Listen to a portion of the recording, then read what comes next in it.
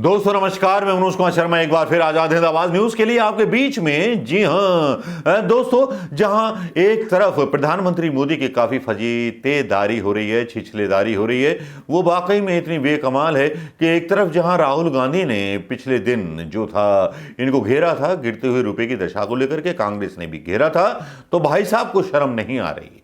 लेकिन यहां गुजरात के ही एक पत्रकार कल्पेश रावल एक सवाल करते हैं। सवाल होता है कि मैं सैलरी कमाता हूं, मैं टैक्स देता हूं और टैक्स देने के बाद भी टैक्स देता रहता हूं। उनका ये आर्टिकल काफ़ी वायरल हो रहा है।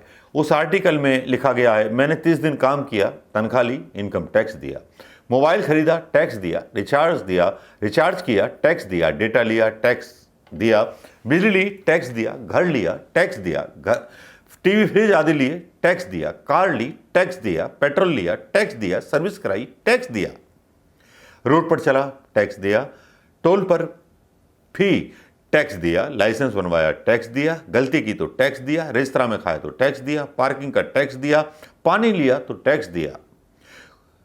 और इतने सारे टैक्स मैंने देने के बाद कहीं भी कोई सुविधा नहीं मिली। किताबें ली तो टैक्स दिया, टॉयलेट गया टैक्स दिया, दवाई ली तो टैक्स दिया, हर जगह टैक्स दिया, सैकड़ों और चीजें ली जिन पर मैंने टैक्स दिया, फीस दी, टैक्स दिया, ब्याज दिया, टैक्स दिया, कहीं जुर्माने के नाम पर तो कहीं रिश्वत के नाम पर पैसे देने पड़े। ये सब ड्रामे के बाद गलती से सेविंग में जो बचा वो टैक्स की भेंट चढ़ गया।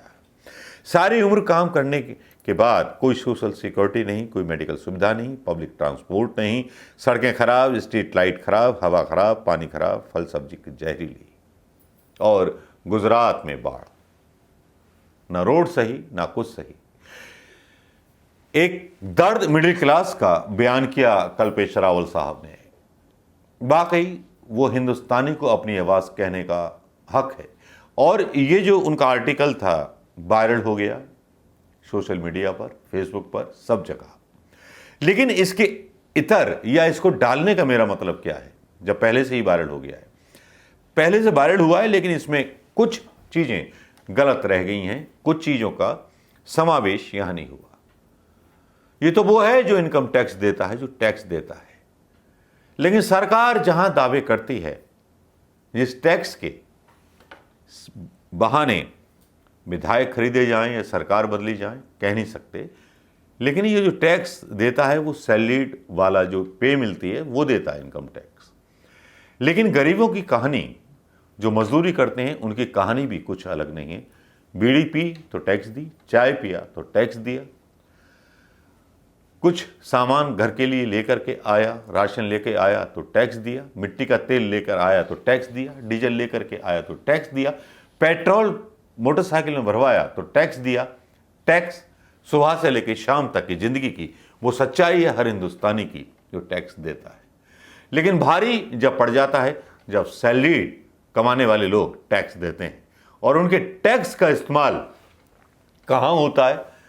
पहले रेलवे स्टेशन, एयरपोर्ट्स और सारी चीजें बनाई जाती हैं, और फिर अदानी अंबानी जैसे बड़े उद्योगपतियों को सस्ते रेटों पर बेच दी जाती है। अब सवाल ये उठता है कि इतना टैक्स लेने के बाद सरकार जो है उनका करती क्या है, क्या करती है?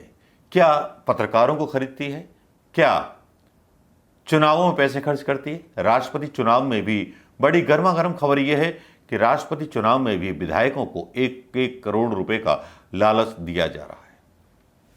क्या देश पिछले 70 सालों में इसी तरह से चलता था?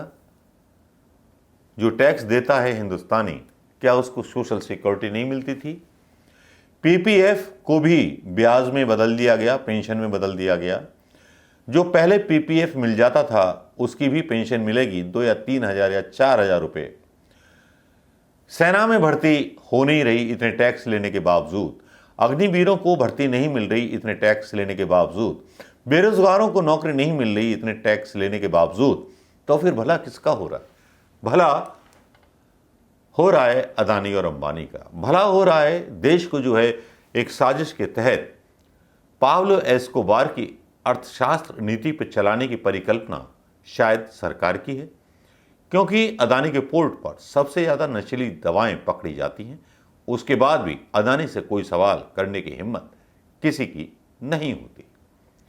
हिंदुस्तानी के हिस्से में आता है तो केवल टैक्स, चाहे वो गरीब हो चाहे वो मिडिल क्लास मैन हो। लेकिन नेताओं की तनख्वाहें बढ़ा दी जाती हैं, क्योंकि आप गुलाम हैं।